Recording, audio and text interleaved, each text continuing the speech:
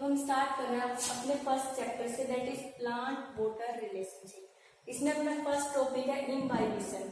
Imbibition क्या होता है? जैसे कई बार हमने देखा होगा हमारे पास ड्राई सीड्स होती हैं, जब वो वाटर के कांटेक्ट में आते हैं तो वो स्वेल कर जाती हैं, that is swelling up of colloidal substance. Colloidal substance मतलब जो उसके अंदर सेलुलोज, प्रोटीन, स्टार्च प्रेजेंट होते हैं, या अपने क्या होता है कोलाइडल सब्सटेंस के हाइड्रोफिलिक होते हैं, मतलब जो वाटर को एब्जॉर्ब करते हैं।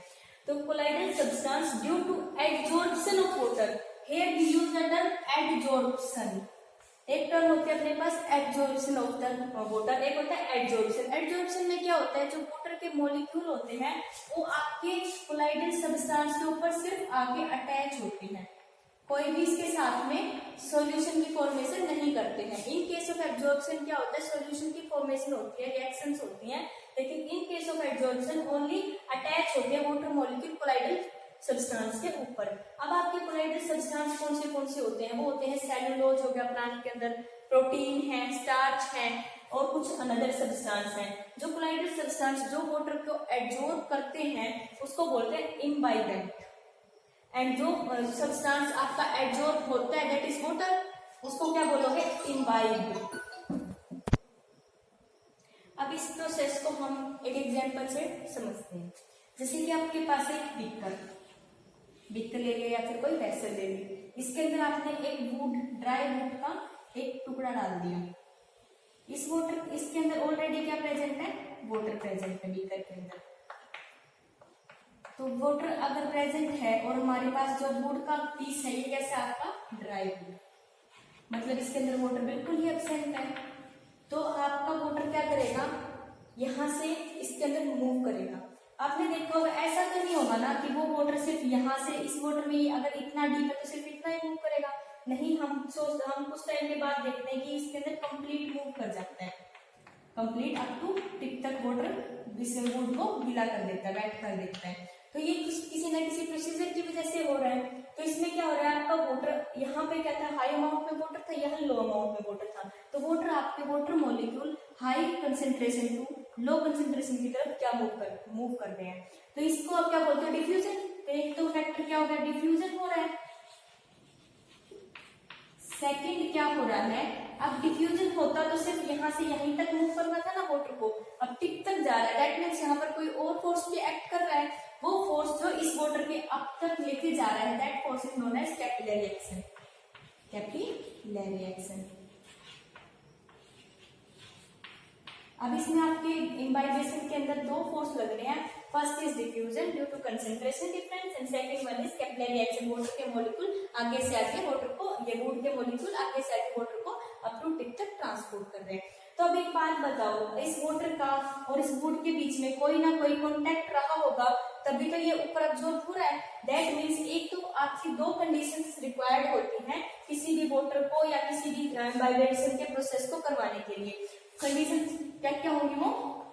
फर्स्ट कंडीशन इज कि उनके बीच में कोई ना कोई डिफ्यूजन प्रेशर ग्रेडियंट होना चाहिए। दैट मीन्स जैसे ये है high concentration to low concentration की तरफ मूव कर रहा है, तो ये क्या है? डिफ्यूजन प्रेशर ग्रेडियंट डेवलप है, मतलब कोई ना कोई एक कंसेंट्रेशन का डिफरेंस है, तभी तो हाई टू लो मेंटेन हो रहा है। तो यहाँ पर भी वाटर होता है, यहाँ पर भी वाटर होता है, तो वाटर की मूवमेंट हो ही नहीं सकती थी। तो इस वजह से एक तो फर्स्ट कंडीशन आपकी diffusion pressure gradient. Second condition क्या है, जो आपका इम्बाइबेंट है और जो आपका इम्बाइब्ड मॉलिक्यूल है, उन दोनों के बीच में कोई ना कोई एफिनिटी होनी चाहिए। तो डिग्री ऑफ एफिनिटी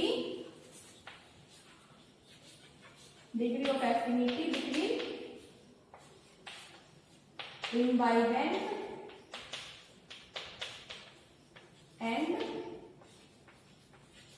imbibed।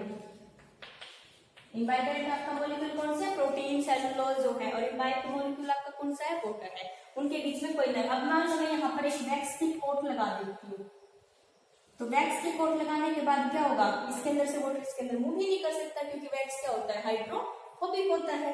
हमें वो मॉलिक्यूल चाहिए जो वो हाइड्रोफिलिक हो, जो उसको अपटेक करने के लिए इंटरेस्टेड हो। अदरवाइज जैसे वैक्स की कोट लगाओगे तो ये नहीं चाहेगा। दैट मींस इनके बीच में कोई वैक्स के और वाटर के बीच में डिग्री ऑफ एफिनिटी 0 है। तो इस केस में सेकंड कंडीशन आपकी फुलफिल नहीं होगी, तो इम्बाइबेशन का प्रोसेस नहीं होगा। तो सेकंड कंडीशन भी आपकी फुलफिल होनी चाहिए, degree of affinity between the water imbibant and imbibant means के बीच में होनी चाहिए।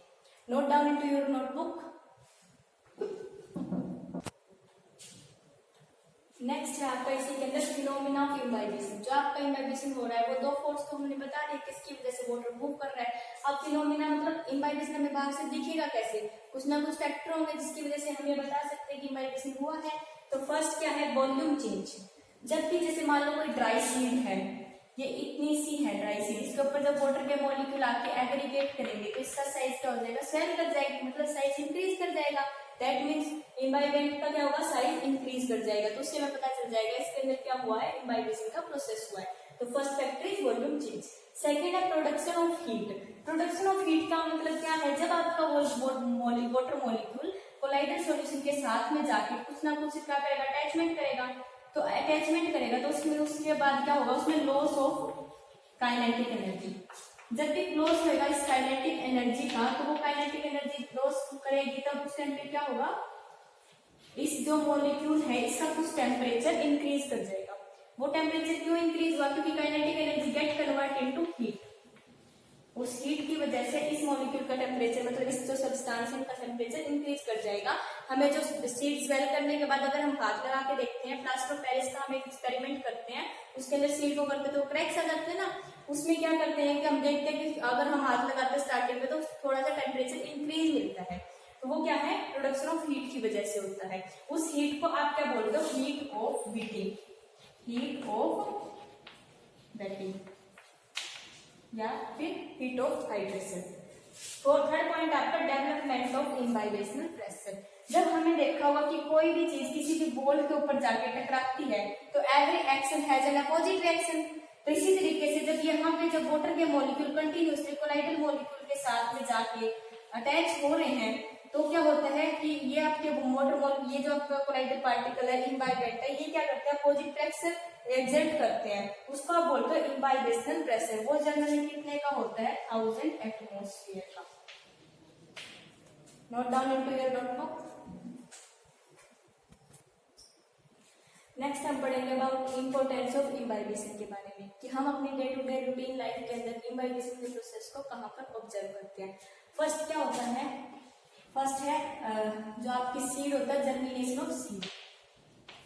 जर्मिनेशन ऑफ सीड के अंदर आपका फर्स्ट में क्या होगा, वाटर जो है सीड के राउंड में इम्बाइब हो जाएगा, एडजॉर्ब हो जाएगा सीड के सरफेस पे, और सीड की जो आउटर वॉल होती है उसको क्रैक करने में सीड की हेल्प करता है। इसको हम सीड जर्मिनेशन। तो उससे क्या होगा, सीड की जब आउटर में सीड पेरिकार्प जो सीड कोट होता है, जब उसको क्या करेगा, क्रैक कर देगा, उसके बाद सीड से प्लूम्यूल अपना प्लूम्यूल रेडिकल्स आउटग्रोथ करेंगे और अपना seed and stem and root की फॉर्मेशन करेंगे। तो जर्मिनेशन ऑफ सीड में वाटर आपकी हेल्प करता है। सेकंड आपका पॉइंट क्या होगा कि सीड्स जो वाटर होता है, हम देखते हैं जब बारिश आ जाती है, बारिश के बाद हमारे जो डोर होते हैं वो क्या करते हैं, जाम होने लग जाते हैं, क्योंकि वो जो डोर्स वगैरह होते हैं उनके जो वाटर मॉलिक्यूल है, डोर किसी से बन के बने होते हैं, डोर्स आपके बने होते हैं वुड से। और वुड किसके, वुड के अंदर क्या होता है, सेलुलोज होता है। दैट मींस वुड के अंदर क्या होता है, कोलाइडल पार्टिकल होते हैं।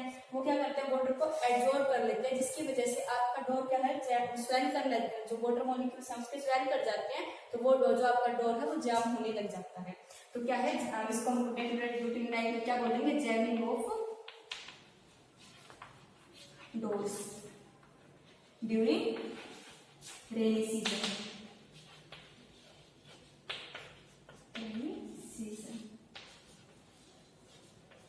थर्ड आपका पॉइंट क्या है, जब आपने देखा होगा कि पहले, अभी तो ऐसा प्रैक्टिस में नहीं होता है, लेकिन पहले क्या होता था, जब बड़े बड़े पहाड़ होते थे उन पहाड़ के बीच में एक क्रैक डेवलप कर दिया जाता था। उस क्रैक, जहां पर भी क्रैक होता था उसी में क्या करते थे, वुडन का पीस डाल देते थे।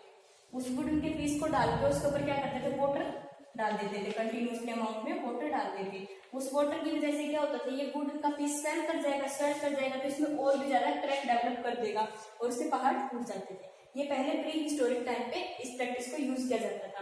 आज के टाइम पे इसे यूज नहीं करते, बट एक प्रैक्टिकल इंपोर्टेंस तो ये है ही कि जो क्रैकिंग ऑफ रॉक्स बोलेंगे, क्या बोलेंगे, टू क्रैकिंग ऑफ रॉक्स। जो आपके जो रोड्स बने होते हैं, कंक्रीट के बने होते हैं, वहां पर जाकर अंडर सीड प्रेजेंट है कोई भी, वो एब्जॉर्ब करेगी वाटर को, तो वो क्या करेगी, रोड्स को ब्रेक कर देते हैं। कई बार रोड के टूटने का कारण भी यही होता है। आपका फोर्थ पॉइंट क्या है, जो आपका वाटर होता है जो मूव करता है, जब वाटर सोयल से रूट की तरफ में, तो फर्स्टली रूट के सरफेस के ऊपर क्या होता है, एडजॉर्ब होता है। तो मूवमेंट होती है जब वाटर की, क्या होता है, adsorb on the adsorption on root surface. First क्या करेगा, जब वाटर ट्रांसपोर्ट होगा तो रूट के सरफेस के ऊपर क्या करेगा, आपका पहले एडजॉर्ब करेगा। ये टॉपिक यहीं पर खत्म होता है, आप इसे अच्छे से कर लीजिएगा। Thank you so much.